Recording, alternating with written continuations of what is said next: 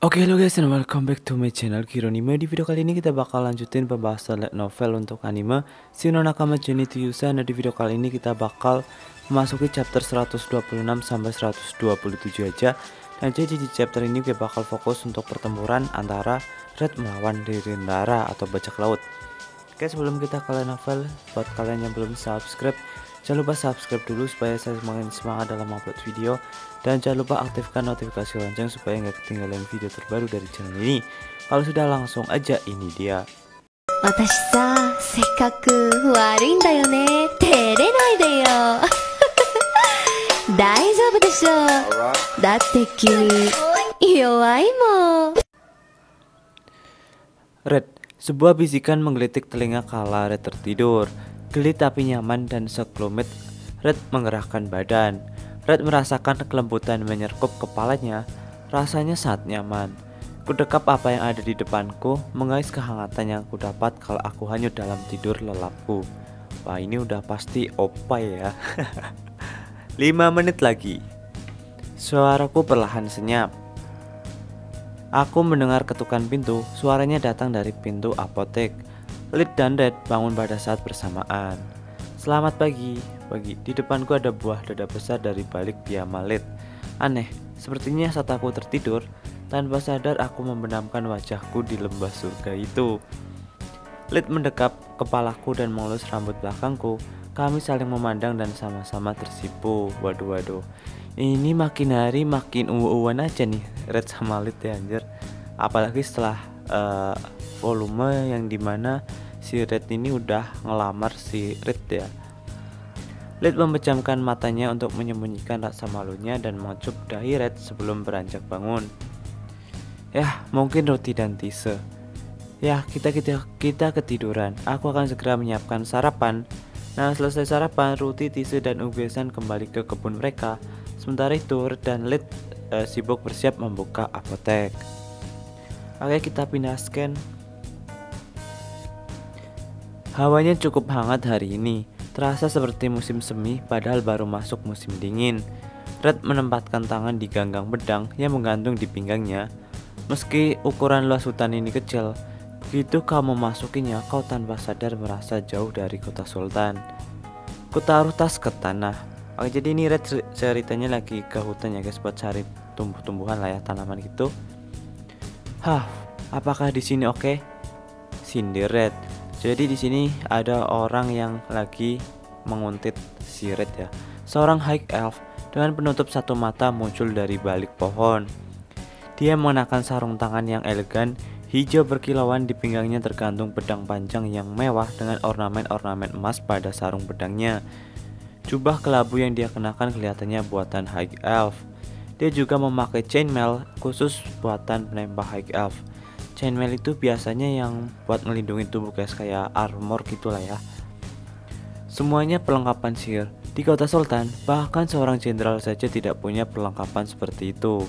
Wah, Sultan kan kota pinggir lah ya, jadi wajar aja nggak ada yang punya perlengkapan mencolok seperti itu ya guys. Kenapa kau terus mengikutiku? Aku hanyalah apoteker biasa, ucap Red. Apoteker yang menyadari keberadaanku, meskipun aku sudah menyembunyikan hawa keberadaanku. Kaulah yang sengaja memperlihatkan hawa keberadaanmu supaya aku menyadarinya, balas Red. High Elf itu menatap tajam ke arah Red. Kau mengetahui itu dengan baik, ha? Aku merasakan intimidasi darinya. Mereka dan bahkan kau, banyak orang seperti kalian yang tinggal di kota jelek ini. Kau Ririndara kan? Tebak aja sendiri. Tidak ada seorang high elf yang mengenakan penutup satu mata sekaligus bisa mengeluarkan aura intimidasi seperti ini padaku kecuali Ririndara. Tapi dia tampak bertingkah seolah-olah tidak tahu. Padahal sudah tampak jelas dengan sudut bibirnya yang berkedut. Bahkan Red sendiri tidak terpikir kalau Ririndara akan keluar sendiri, tapi sekarang dia melakukannya. Ini menunjukkan bahwa dia sangat percaya diri dan tahu bahwa menggunakan kekuatannya, dia tidak akan mendapat kerugian yang besar. Sesuai rumornya, sebagai sosok pemberani, seorang jenderal angkatan laut kerajaan Veronia sekaligus veteran bajak laut. Nah, jadi ini Red udah tahu latar belakangnya Ririndara karena di part sebelumnya kita udah lihat ya, si Mistem udah menceritakan masa lalunya melalui horror folknya guys. Red menjawab dengan santai. Kau sendiri, siapa kau sebenarnya? Tanya Ririndara. Aku menjawab dengan santai. Red, si apoteker tulen, orang biasa yang cinta damai. Mana ada orang biasa sepertimu? Yah, tak ada kriteria orang biasa juga sih. Kemudian kami maju selangkah demi selangkah saling memandang. Angin bertiup kencang dan pohon-pohon beringgang-ringgung seakan membisikkan rasa penasaran mereka. Siapa yang akan menang? Apa tujuanmu? Tanya Red. Buang senjatamu dan menyerahlah. Ikut aku dan akan kuampuni nyawamu, ucap Ririndara.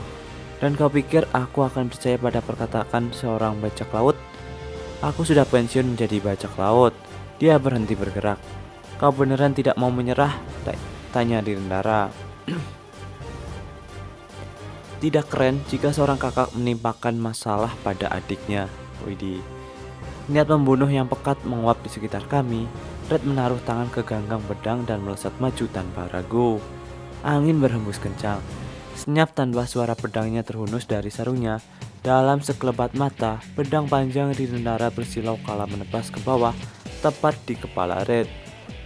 Red menghindar ke sisi kanannya, berbalik menebas kuat tenaga menuju punggung Ririndara. Tapi Ririndara lekas berbalik tepat waktu dan menangkis pedangnya Red. Dentingan pedang menggema ke penjuru medan pertarungan. Melihat stigma sihir muncul dari pedang Ririndara, refleks melompat mundur. Murah, wajahnya penuh semangat. Ratusan bilah angin melatih menyerangku. Nah, kemudian di sini Red melemparkan jubahnya. Bilah-bilah angin mengoyak jubahnya Red sampai tak terbentuk. Di saat bersamaan itu cukup mengurangi dampak serangan dari bilah angin tersebut. Nah, jadi di sini si Ririndara mengeluarkan skill kayak tebasan angin dalam jumlah yang banyak. Kemudian si Red menghalaunya menggunakan jubahnya, guys. Haduh, padahal aku suka jubah itu.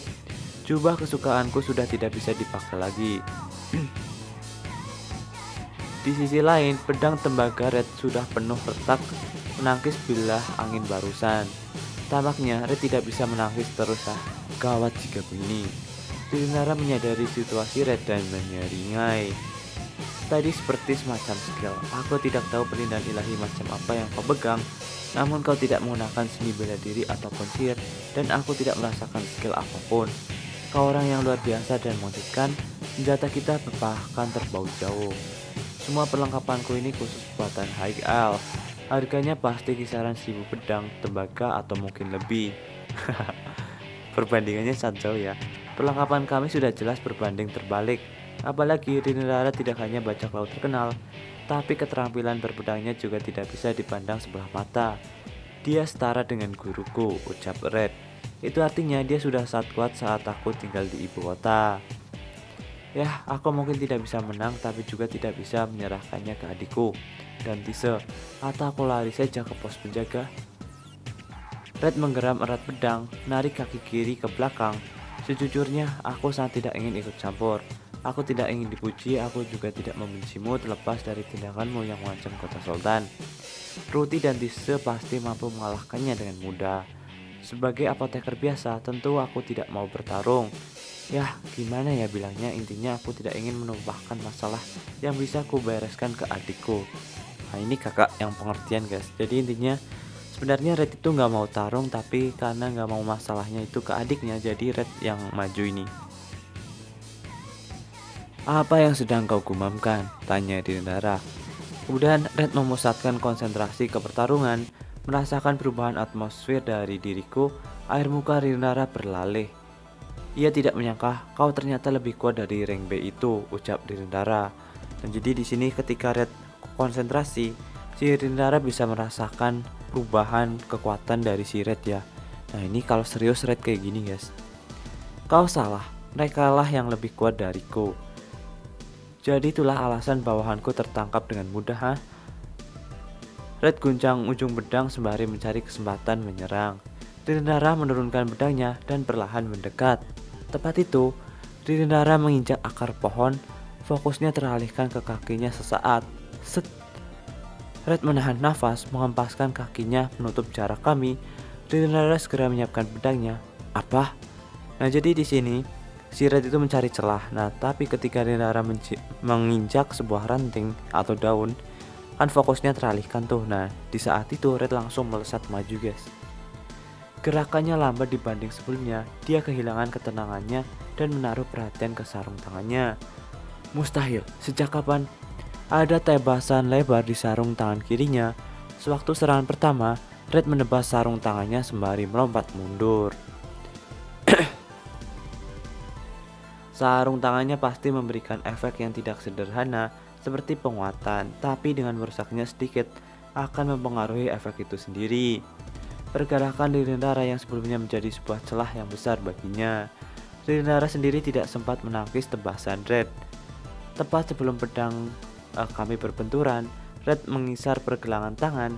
Pedangnya melahap garis pertahanan Lirindara bagai ular dan menerkam bahunya.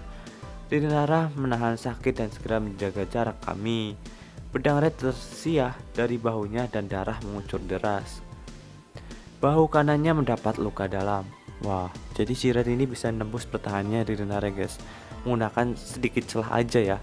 Walaupun senjatanya perbedaannya sangat jauh, tapi Red ini mampu loh. Lirindara kehilangan kekuatan tangannya diikuti darah mengalir menuruni tangannya. Masih mau lanjut? Tanya Red. Benar-benar kota yang unik. Paling tidak di sini ada 3 orang yang lebih kuat dariku. Wah, Lirindara mengakui kekuatannya ya. Jika dia mempunyai sihir atau skill penyembuhan, atau jika dia mencoba meminum cure potion, Red tidak akan melepaskan kesempatan untuk menyerangnya. Dan jarak sedekat ini memudahkan musuh menyerang. Jika terus begini, Lirindara akan runtuh terlebih dahulu karena kehabisan banyak darah. Tapi jika dia mencoba menyerang, dia tak akan punya kesempatan menang. Dengan luka di bahunya serta jikalau dia mencoba kabur sekalipun, Red akan menggunakan kaki kilat untuk mengejar dan menyerangnya. Red masih unggul, tapi Lirindara tampak begitu tenang. Berhenti. Pada saat itu terdengar suara pria. Lirindara menjadi yakin akan kemenangannya. Pria itu adalah seorang High Elf. Ia menggenggam pedang di tangan kanan dan di tangan kirinya. Tengah membungkam mulut seorang gadis kecil yang gemetar, juga menitihkan air mata. Gadis kecil itu tinggal di pusat kota. Sandra kah? Seperti yang diharapkan dari bajak laut. Waduh, licik lagi nih. Jadi dia pakai Sandra ya. Seorang jenderal juga pakai cara kotor. Tidaklah ada artinya jika kau tidak menang. Buang senjatamu. Kalau aku menolak, tanya Red, anak ini mati. Kalau tidak salah, gadis itu namanya Maria Bell. Seingatku ada 3 gadis kecil dengan nama yang sama seperti itu di pusat kota. Gadis kecil manis yang selalu menyapa Red setiap kami bertemu di jalan, tapi cuma sebatas itu saja interaksi kami. Red bahkan masih ragu kalau kami ini saling kenal. Kau masih suka menculik anak kecil seenak jidat ya? Tapi itu tampak ampuh kan? Cetusnya sembari menekan luka. Betul juga, ucapku sambil melempar pedang seakan melempar ke bawah. Nah, jadi di sini si Red melempar senjatanya tapi itu seakan-akan melemparnya ke bawah. Apa? Kau bajingan. Terbang melesat bagai anak panah dan terbang lurus ke arah High Elf yang tengah menodongkan pedangnya ke Maria Bell. Nah, jadi saat Red mau melepaskan senjatanya, tapi dia itu mengarahkan senjatanya ke arah yang nahan anak kecil tersebut guys. Pedangnya pastinya bisa ditangkis dengan mudah olehnya, dan dengan mundur 3 langkah saja kau bisa menghindarinya. Bahkan jika kena sekalipun itu tak akan mampu menimbulkan luka parah. Tetapi masih ada beberapa orang yang masih tetap tenang dan mengabaikan pedang yang terbang ke arah mereka. Kaki kilat. Begitu fokus mereka teralihkan, Red berlari ke belakang pohon di samping High Elf itu. Sebelum ia sadar, Red menghantam muka jeleknya sampai ia tersungkur ke tanah. Red meraih pedang tembaga yang terbang ke arahnya dan mengayunkan ke arah Lirindara yang masih kaget. Beda dengan pria jelek itu, Lirindara dengan cekatan bersiap dalam posisi bertahan, namun karena mendapati luka di bahu kanannya membuat postur tubuhnya tidak sempurna. Gerakannya lebih lambat dari reaksinya. Pedangnya menerobos batas pertahanan Lirindara. Sebuah kilatan muncul pada tubuhnya, membelah chainmailnya dan memberikan luka dalam. Lirindara jatuh bertimpu. Waduh, jadi pedangnya mampu nembus chainmailnya guys. Setelah memastikan Lirindara tidak akan berdiri, Red lantas menyarungkan pedangnya, menyeka keringat dan menghela nafas. Mustahil dia mati begitu saja, tapi memiliki tindakan Lirindara membuatku bertindak sedikit berlebihan. Red sudah menang saat merusak senjata sihirnya dan ditambah luka di bahu kanannya. Kapten pasti marah kalau ia ada di sini. Yang penting sekarang sudah selesai. Sebelum itu masih ada gadis kecil di sini. Untuk menenangkannya, Red menepuk bahunya dan tertawa. Cep cep cep, udah aman kok. Aku sudah mengalahkan orang-orang nakal itu. Wah, dia pasti sangat ketakutan diculik oleh orang tidak dikenal dan dijadikan sandera tanpa tahu alasannya.